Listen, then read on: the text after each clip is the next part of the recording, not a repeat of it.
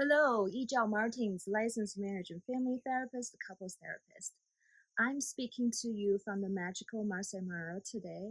Let's continue with our conversation on authority issues in ADHD impacted relationship and how to heal that.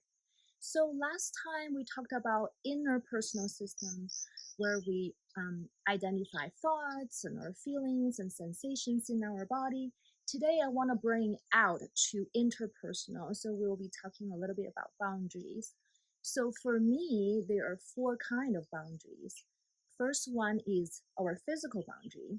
The second one is cognitive or intellectual boundary. The third one is our emotional boundary. And the last one is the overall energetic boundary. So let's talk about the physical one first. I want to invite you to do an exercise with me. If you allow me to stand up and get onto your feet, I'm going to walk back to show you how I do this. So you want to be grounded on your feet, and then you want to have one leg in front of you, the other leg behind, and keep your hands out and push forward, and pay attention to your feet, your leg, your core, your arms, the connection between your arm and your shoulders, and your hand.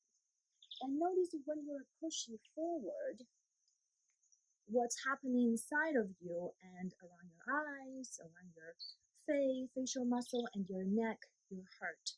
Are you allow yourself to be centered in yourself while you're pushing as if there's something in front of you?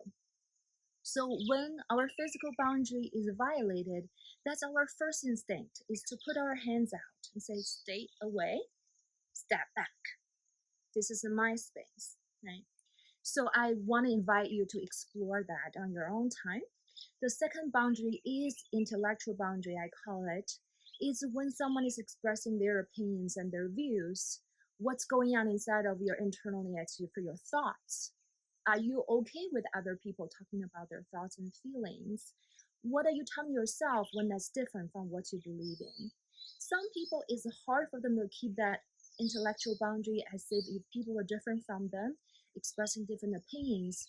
They're thinking, well, maybe that means I'm wrong, you're right, and doesn't mean that it's not valid what I believe in, doesn't mean I'm not valid, that I don't exist. So that really hit the core of your first chakra. Do I exist in this world?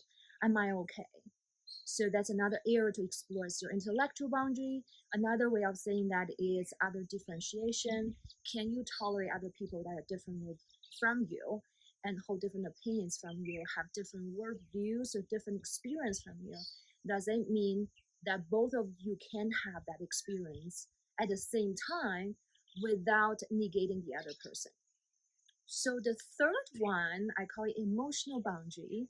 It's really about how much you're showing and you're sharing your internal world aspect with the other person. In the therapy world, we believe that being vulnerable is good. But I wanted to point out for some people, there might be some parts of you that protect you from being vulnerable emotionally to other people.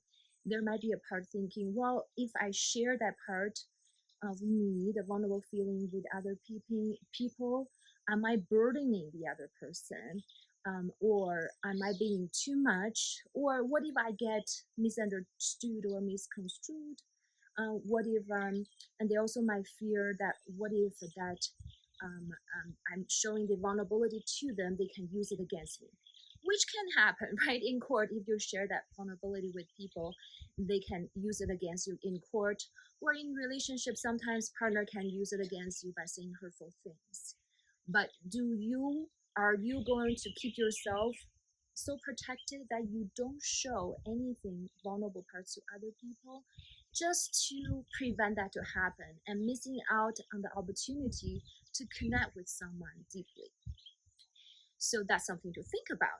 The fourth one is energetic boundary. So I learned this from this church in San Francisco called the Psychic Horizon for Natural Grace.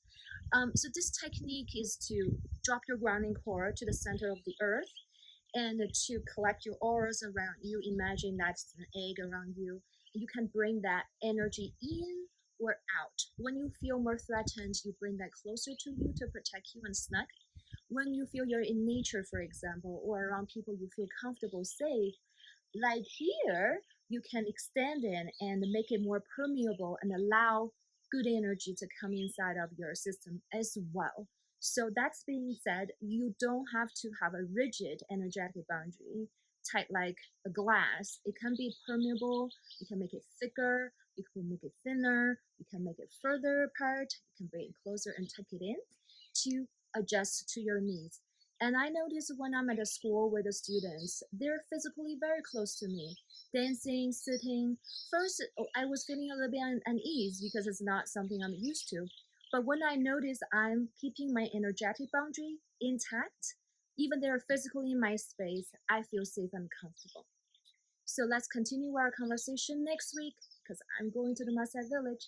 See you next time.